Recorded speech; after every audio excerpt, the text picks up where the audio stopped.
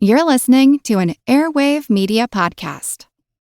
Get cash for clothes at Plato's Closet in North Charleston and West Ashley. It's so easy. Recycle, earn cash, repeat. We pay cash on the spot for your trendy, gently used clothing, shoes, and accessories. At Plato's Closet, we buy all seasons, all day, every day. It's time to clean out your closet and cash in. Bring in your denim, graphic tees, athletic wear, shoes, handbags, and more. Sell your styles to Plato's Closet for cash. Then, do it again. Plato's Closet, located in West Ashley on Sam Rittenberg Boulevard and North Charleston on Rivers Avenue.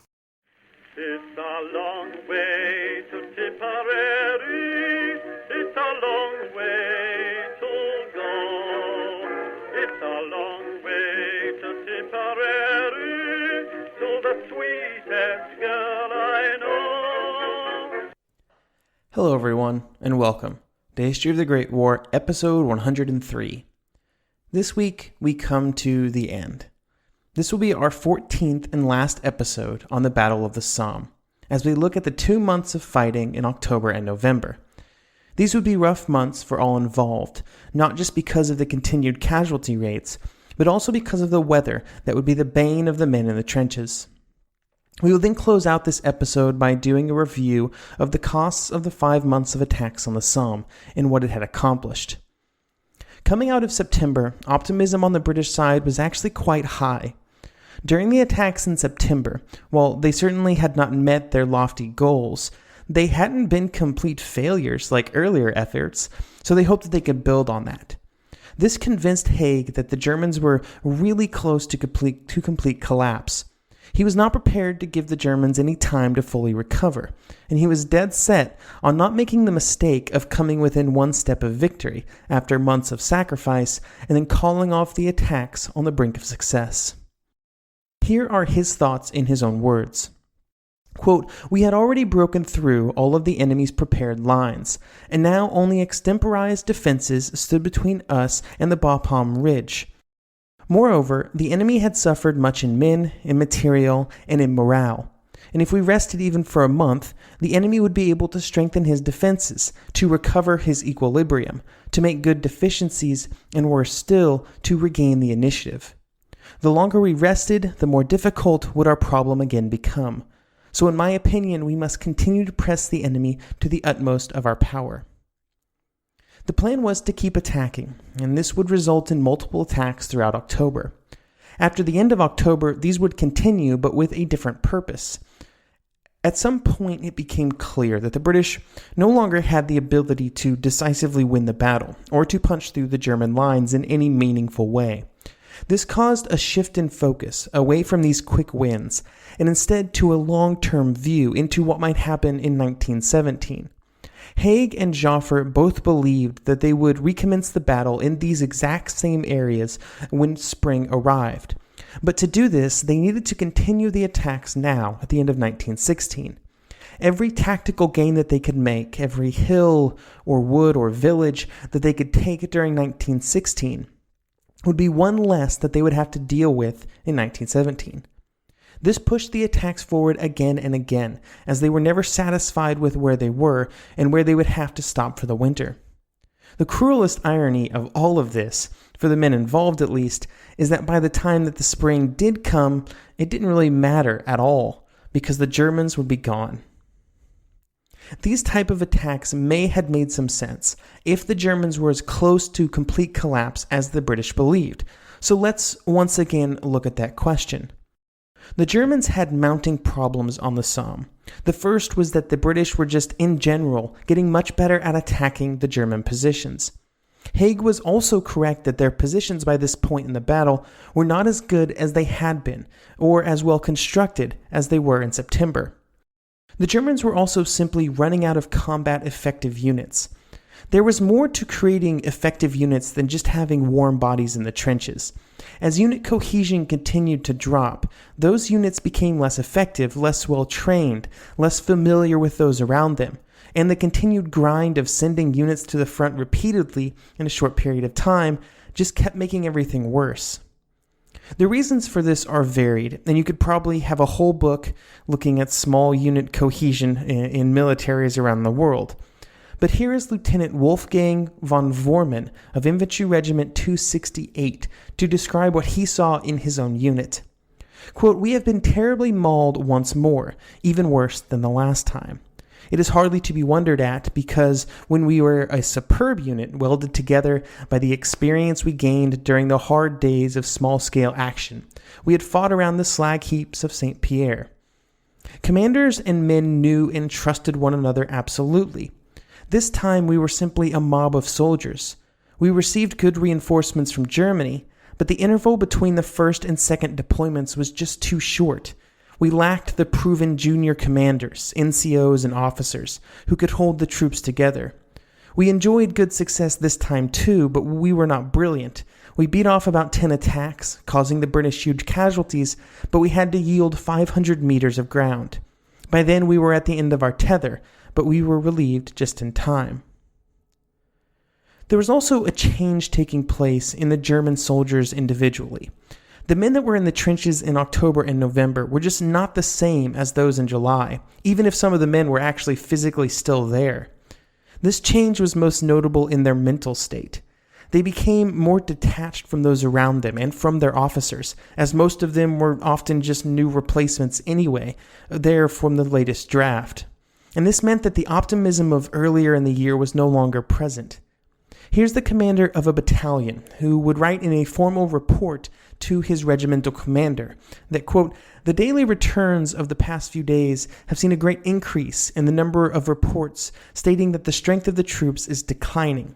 Quite apart from the number of direct battle casualties, the number of sick, those reduced to unfit after being buried alive, the cases of diarrhea, and those suffering from Great Depression are mounting to such an extent that I regard it as my duty to bring this matter to your attention.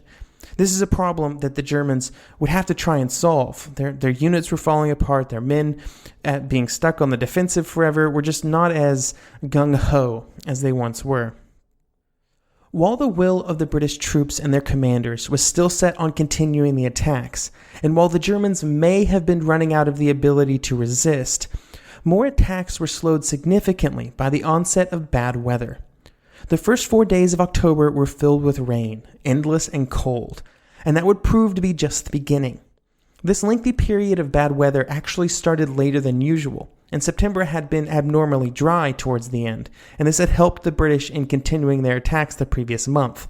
But now in October, it seemed that Mother Nature was trying to make up for lost time, and the rain turned the Somme battlefield into a sea of mud. In such conditions, it was impossible for either side to keep any semblance of health and fitness standards. British Staff Officer Lord Gort would report after viewing conditions at the front that the men were living on cold food and standing up to their knees in mud and water. He would also report that many were afflicted by trench foot and were certainly in no condition to continue the attack. As October continued to get worse, by the time November arrived, there was another challenge in addition to just the rain, because of the decrease in temperatures. This resulted in rainy days and cold nights that were hitting below freezing, which played complete hell with the men's health and morale. In early November, the commander of the 14th Corps would reply when ordered to attack that, quote, "No one who has not visited the front trenches can really know the state of exhaustion to which the men have been reduced."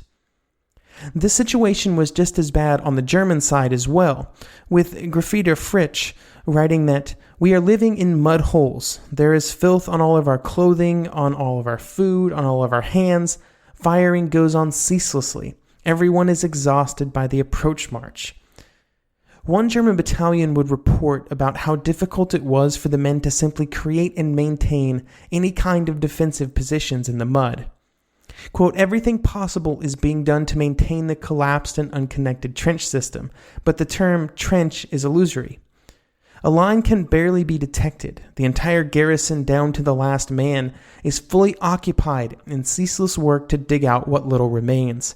Those involved are literally stuck fast in the mud, so the useful work obtained in proportion to the energy expended is only slight. The gluey mud sticks to the shovels and is difficult to shake off." While the weather made it bad at the front, miserable is probably the word I would use, it also had an effect on the artillery. We have discussed many times how important the artillery was for any attack to be successful, and during October and November it became extremely difficult to maintain that level of artillery support.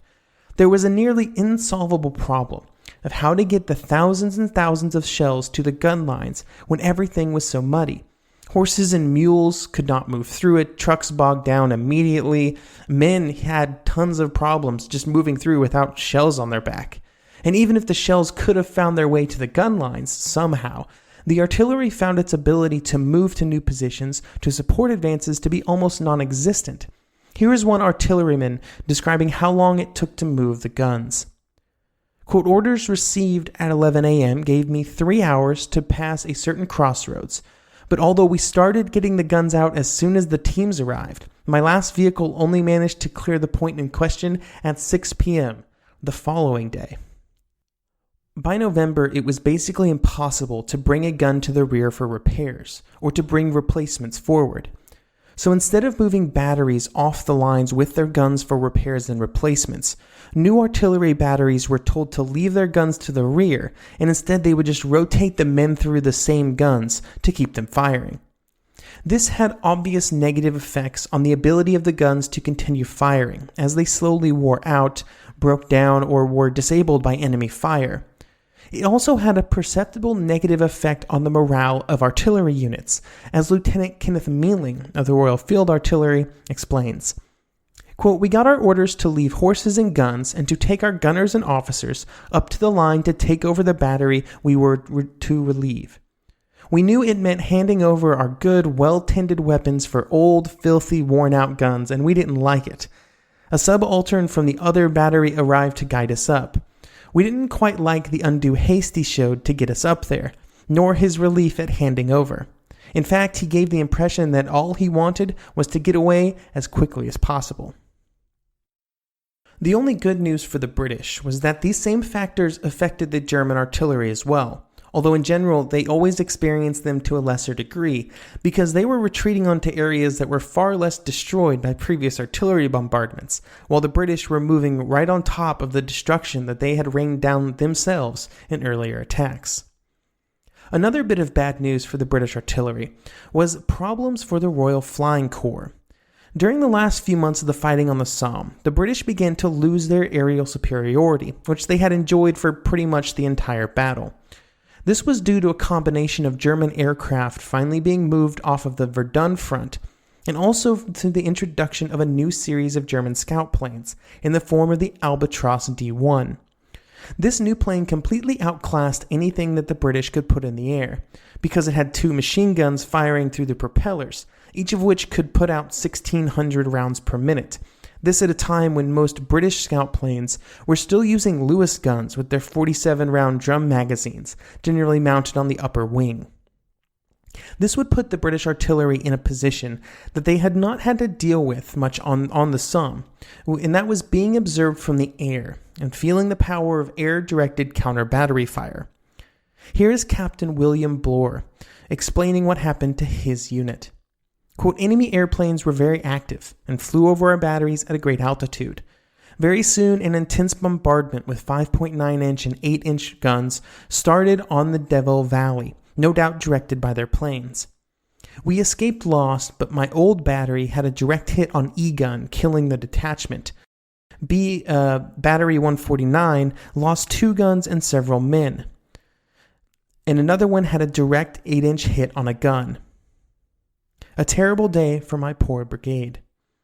Unfortunately for the British, German command of the air would not be ending anytime soon, and you can expect a lot more discussions about the air warfare next year when we have some focused episodes on it.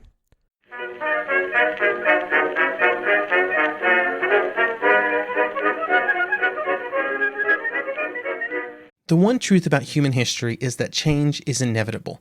But the one thing that has never changed is that humans need food to survive. There are many ways to get that food, but one of the easiest ones is Factor. Factor delivers ready-to-eat meals right to your door. All you have to do is heat them up and dig in. In 2 minutes, you can be eating tasty keto or vegan options, or any of their 35 options that they have available every week.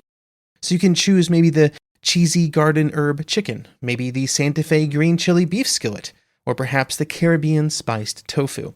It is all delicious, and if you have a bit of a sweet tooth, Factor still has you covered with a wide range of snack and smoothie options. Chocolate mocha cheesecake, snickerdoodle macaroons. Any of that sound good? And don't worry, even the tasty stuff is dietitian approved. Head over to factormeals.com/GW50 and use code GW50 to get 50% off. That's code GW50 at factormeals.com/GW50 to get 50% off. Get cash for clothes at Plato's Closet in North Charleston and West Ashley. It's so easy. Recycle, earn cash, repeat. We pay cash on the spot for your trendy, gently used clothing, shoes, and accessories. At Plato's Closet, we buy all seasons, all day, every day. It's time to clean out your closet and cash in. Bring in your denim, graphic tees, athletic wear, shoes, handbags, and more. Sell your styles to Plato's Closet for cash. Then, do it again. Plato's Closet, located in West Ashley on Sam Rittenberg Boulevard and North Charleston on Rivers Avenue.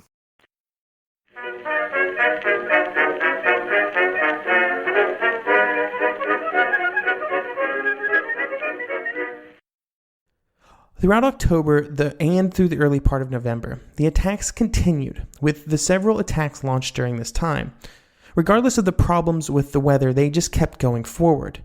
These attacks made some progress, and the line was pushed forward, but always at such a high cost.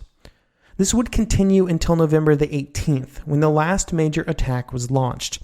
This would be made by the men of the 5th Army under General Gough, which had previously been the Reserve Army. It got renamed once it got put into the line. General Gough was one of the leading voices among the British generals advocating for more and more attacks. Peter Hart would say at this time that Gough seems to have been caught up in the kind of frenzy that afflicts gamblers unwilling to accept defeat. Just one more throw of the dice might rescue the situation. We just got to try one more time, guys. He was able to convince Haig that an attack on the 18th was a good idea, even though Haig was a bit concerned about the prospects of success. On that day, the 2nd and 5th Corps would go forward, and what would end up happening due to the weather was somewhat tragic. When I hear about the weather, I can't help but feel that the situation was just impossible. Here's Private C. Reuben Smith of the 18th Division to explain. It was snowing hard and freezing and pitch dark. We were guided by the star shells from the firing line. It was impossible to follow the trench and too risky to get in it. I did get in one once and got stuck up to my waist in mud and ice-cold water. The water in the trench had a covering of ice about an inch thick and snow on top of it. But as soon as your weight was on it, in you went. That was enough for me. The snow that had been falling overnight was replaced by freezing rain and then sleet and then normal rain, just a cocktail of wintry nastiness throughout the day, which just seems completely miserable to me, and it sounds like the infantrymen were of the same opinion. Here is Private Arthur Wrench to describe what it was like. The suffering is terrible, and some of the men are about mad with the cold and the exposure. Snow in the morning followed by rain all day has made things pitiable. What I am seriously thinking now is that those boys lying stiff and cold all around Beaumont Hamel, insensible to it all, are perhaps lucky and better off now than we are. This is what is called dying for your country, but it's actually selling your soul to a few profiteers for a shilling and being massacred to satisfy their selfish purposes. And they call it war, and a legitimate thing at that. I should point out that this view, very negative view about what the British were doing is not typical, but there were certainly soldiers who thought that way. With the failure of this attack, the inevitable failure, the main efforts on the Somme, after 4.5 months of fighting, were over. While we can look back and say for certainty that November the 18th was the last attack, it was not as if there was a huge sign that appeared on the battlefield telling everyone that this round was over and they could stop fighting now. However, it became clear to both sides that they were now settling into winter fighting, and commanders on both sides would write about what they saw for the months ahead. Rawlinson believed that his troops had reached the absolute end of their abilities. He would report the following. Quote, all of the divisions allotted to the 4th Army for the winter operations have taken part in the Battle of the Somme twice, most of them 3 or 4 times. They have had very heavy losses, amounting in some cases to 7,000 to 10,000 men, and have suffered very severely in officers, NCOs, and specialists. Experience proves that after severe periods of fighting, in which divisions have had heavy losses, the time taken by a battalion to recover and regain its state of efficiency depends almost entirely on what nucleus of trained officers and NCOs remain to train and weld together the old and new elements. In every offensive action that is carried out, an ever-increasing toll is taken on these priceless instructors, and if battalions are bled dry, there is serious risk of lowering the standard of fighting efficiency to a point which may render doubtful the success of the operations in the coming spring campaign. This is actually really important, and what Rawlinson is describing here is exactly what I was talking about with the German units earlier, where this nucleus of people who could rebuild these units were just disappearing, like they weren't there anymore. So it was really hard for units to recover when they didn't have these experienced officers and NCOs to sort of guide what were pretty raw recruits arriving as replacements. On the German side, Ludendorff, in one of his pessimistic musings, would take a rather bleak view of both what had happened on the Somme and what it meant for the German army going forward. Quote, "We had to bear in mind that the enemy's great superiority in men and material would even more painfully be felt in 1917 than in 1916. They had to face the danger that some fighting would soon break out on various points of the front, and that even our troops would not be able to withstand such attacks indefinitely, especially if the enemy gave us no time to rest and to accumulate material. Our position was uncommonly difficult, and a way out hard to find. We could not contemplate an offensive ourselves, having to keep our reserves available for defense. There was no hope of a collapse of any of the Entente powers. If the war lasted, our defeat seemed inevitable. Economically, we were in a highly unfavorable position for a war of exhaustion. At home, our strength was badly shaken. Questions of the supply of foodstuffs caused great anxiety, and so too did questions of morale. We were not undermining the spirits of the enemy populations with starvation blockades and propaganda, so the future looked dark." End quote. Ludendorff sometimes goes on these very negative sort of tangents when he's writing, which is funny because he's the one who will end up leading Germany for the rest of the war. In terms of total casualty numbers, there are some numbers that are very solid, like the sum of British casualties coming in at 419,654, which seems extremely and very oddly specific, but it is the exact number that is used in all of the sources that I've seen. This is a staggeringly large number, but it's just one piece of the puzzle. On the French side, the number is less solid, but they seem to hover around 200,000, with some numbers being a bit below or some a bit above it. When we get to the German numbers, things start to vary wildly. The Allies estimated them at about 650,000, which was almost certainly way too high. The official German history puts the number at 500,000, which most historians still think is too high. For more recent accountings, I've seen numbers ranging from like 235,000 to 430,000, which is a pretty wide margin, and let's be honest.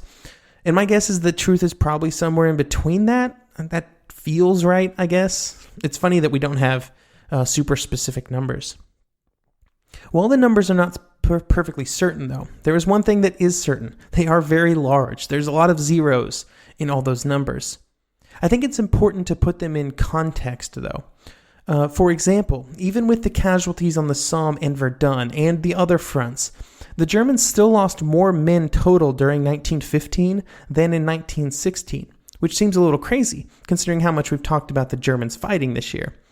For the French and Germans, their casualty rates had been much higher in 1914, and for all three armies, their casualties would also be much higher in the last 6 months of the war. I wanted to mention that not to minimize the sacrifices of the men on the Somme. It's incredibly tragic that there was 1 million casualties for what amounted to a few square miles of territory on either side of a river in France that most people had never heard of. Regardless of any other battles, For the British, this one would go down as the greatest military tragedy in the history of the British Army. It quickly became apparent that the battle was different than the others, and not just because men were dying in staggering numbers, but they also seemed to be accomplishing nothing. It was made just worse by the fact that this was the first large action for that first group of the most eager British volunteers who had flocked to volunteer stations in late 1914. That such optimism, enthusiasm, and patriotism was wasted on the Somme is one part of the story that is often retold, focusing especially on the PALS battalions of July 1st and the cruel fate that awaited most of them on the battlefield. John Keegan would explain partially why these groups are often put in such focus. The regiments of PALs and chums, which had their first experience of war on the Somme, have been called an army of innocents, and that in their readiness to offer up their lives in circumstances none anticipated in the heady days of volunteering, it undoubtedly was. Whatever harm Kitchener's volunteers wished the Germans, it is the harm they thereby suffered that remains in British memory, collectively but also among the families of those who did not return. There is nothing more poignant in British life than to visit the ribbon of cemeteries that mark the front line of the 1st of July 1916, and to find on gravestone after gravestone the fresh wreath, the face of a pal or chum above a khaki serge collar, staring gravely back from a dim photograph, the pinned poppy and the inscription to a father, a grandfather, a great-grandfather. The Somme marked the end of an age of vital optimism in British life that has never been recovered." End quote. The Somme would in many ways become the battle of the war for the British, like Verdun was for the French, or Gallipoli for the Australians, or Vimy Ridge for the Canadians. It was not the most costly in terms of casualties. It was certainly not at the top of my list in terms of human suffering and overall pointlessness. That honor certainly has to be given to Passchendaele. But its hold on the British consciousness endures to this day in a way that is somewhat impressive. For the Germans, the Somme had been another costly defense in a year of costly defenses. When it became clear in December that the British were not going to continue their attacks, Crown Prince Ruprecht would write to his troops that, quote, "Operations appear to have come to a halt in the Battle of the Somme. It is not clear when or if they will be resumed. I'm making use of this pause to express my gratitude to and recognition of all commanders and troops. The battle lasted almost 5 months. Exploiting their numerical superiority and deploying an extraordinary quantity of material, the enemy sought to break through and attacked repeatedly. In the face of the heroic courage displayed by the First and Second Armies, each attempt failed, the only gain being a narrow strip of utterly ruined terrain. Everyone who was there can be proud to have been a warrior on the Somme. The greatest battle of the war, perhaps the greatest of all time, has been won. Each individual man may be assured that he has the thanks of the fatherland. It's entirely due to the fact that our front on the Somme remained unbroken, that we have been able in the meantime to defeat Romania. My thanks is also due to the other fronts of the army group, fully recognizing the situation. The 6th and 7th Armies sacrificially kept their demands to a minimum, released every available man and item of material, and accepted the greatest difficulties so as to support the fighting on the Somme.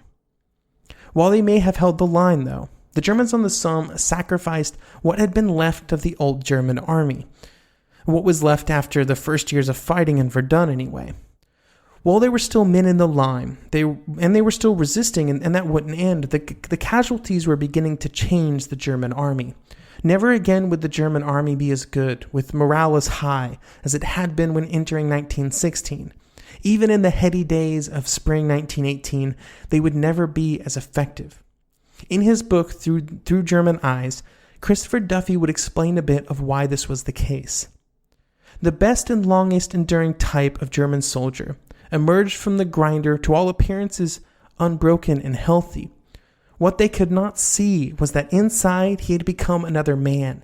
He knew nothing of it himself.